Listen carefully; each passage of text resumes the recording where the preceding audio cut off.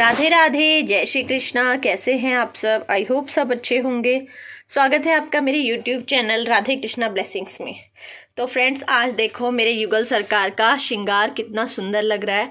और winter special हुआ है, ये सर्दियों की पोशाक इन्होंने धारण की है आज। तो अभी मैं सर्दियों में इनको शॉल वगैरह पहना दे रही थी, तो इनके पास एक ही ड्रेस है सर्दियों वाली ऊन की, तो आज मैंने इनको ये पहना दी। अब ठंड और ज़्यादा ही बढ़ गई है। तो ये देखो कितने सुंदर लग रहे हैं राधा रानी और ठाकुर जी। ठाकुर जी की पगड़ी इतनी सुंदर बनी है ना, बहुत प्यारे लग रहे हैं। ये देखो,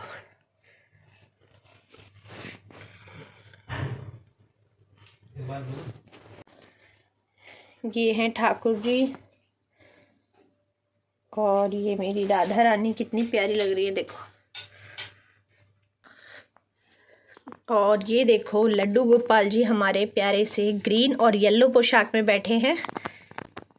कितने सुंदर लग रहे हैं ना। ये पोशाक मैंने नहीं बनाई है, ये मार्केट से ली थी मैंने, लास्ट ईयर की है। और तो अभी मेरे पास कमेंट आया था परसों कि किसी ने कमेंट किया था कि लड्डू गोपाल जी के हाथ में जो ये पकड़ा हुआ है वो लड्डू नहीं है, माखन है। तो वैसे मैंने रिप्लाई दे दिया था, बट मैं एक बार फिर से बता दूं कि ये हाथ में जो उनके है ना, लड्डू गोपाल जी के हाथ में लड्डू है, इसीलिए उनका नाम भी लड्डू गोपाल जी ही पड़ा। वैसे तो सभी जानते होंगे लड्डू गोपाल जी की कथा को, बट जो कमेंट आया था तो उससे मैंने सोचा कि एक वीडियो बना दूं। और जो लड्डू गोपाल जी का जो रूप है, बाल रूप है, जो हम लड्डू गोपाल जी बोलते हैं, वो क्यों पड़ा, उसकी स्टोरी भी मैं आप लोगों को बता दूं। बहुत सारे लोगों को नहीं पता है, इसीलिए उन्होंने कमेंट किया है कि लड्डू गोपाल जी के हाथ में माखन है, लड्डू नहीं है।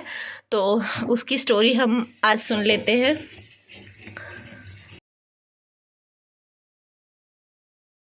लड्डू गोपाल कान्हा जी का छोटा रूप है। बाल कान्हा जी घुटने से चलते हैं। लड्डू गोपाल के हाथ में ना लड्डू होता है। तो बहुत सारे लोगों के मन में ये क्वेश्चन ज़रूर होगा, जैसे मेरे पास कमेंट आया था कि लड्डू गोपाल जी के हाथ में लड्डू नहीं माखन होता है, क्योंकि हम सब यही जानते हैं कि लड्डू गोपाल जी का फेवरेट जो है, पसंदीदा जो है, वो माखन है, दही है। तो फिर उनके हाथ में लड्डू क्यों है, या उनके हाथ में माखन ही होगा। तो चलिए इसके बारे में कथा मैं बताती हूँ, जो मुझे पता है वो मैं आज आपको बताती हूँ, ठीक है। तो व्रज भूमि में भगवान कृष्ण के एक परम भक्त रहा करते थे, जिनका नाम था कुंभन दास जी। तो कुंभन दास जी के एक बेटा था जिसका नाम था रघुनंदन। कुंभन दास जी भगवान कृष्ण के बहुत बड़े भक्त थे। दिन रात वह भगवान श्री कृष्ण की पूजा किया करते थे, इसलिए वो अपना घर छोड़कर, घर के मंदिर को छोड़कर कहीं भी आते जाते नहीं थे। लेकिन एक बार कुंभन दास जी को वृंदावन से कथा के लिए निमंत्रण आया।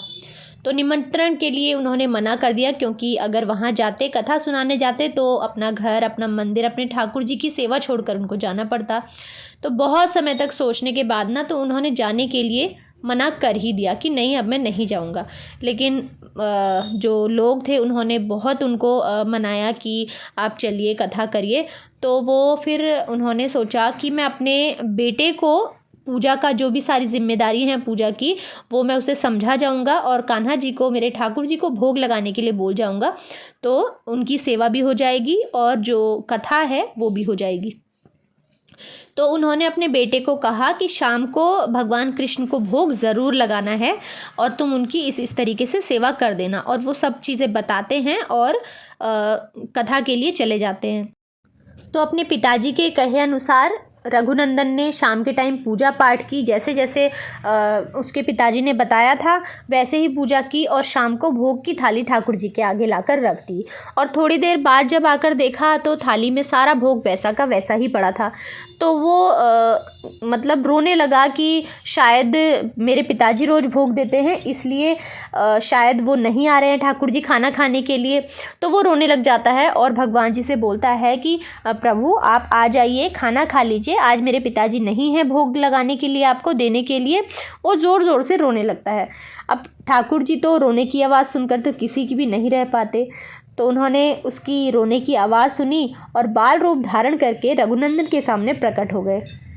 तो रघुनंदन ने जब उन्हें देखा, ठाकुर जी को देखा, तो बहुत खुश हुआ और उन्हें प्रणाम करके भोग की थाली उनके सामने फिर से रख दी। रघुनंदन ने जो प्रसाद परोसा था ठाकुर जी को, ठाकुर जी ने वो खा लिया था। उसके बाद वह उसे आशीर्वाद देकर अंतर ध्यान हो गए।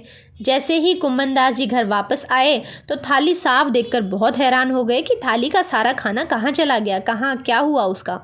तो उन्होंने सोचा कि शायद हो सकता है रघुनंदन को भूख लगी हो और उसने वो खाना सारा खा लिया हो, लेकिन रोज़ यही होने लगा। तो इसका सच जानने के लिए एक दिन कुम्भनदास जी मंदिर की दीवार के पीछे छुप गए और वो वहाँ से सब चीज़ें देख रहे थे।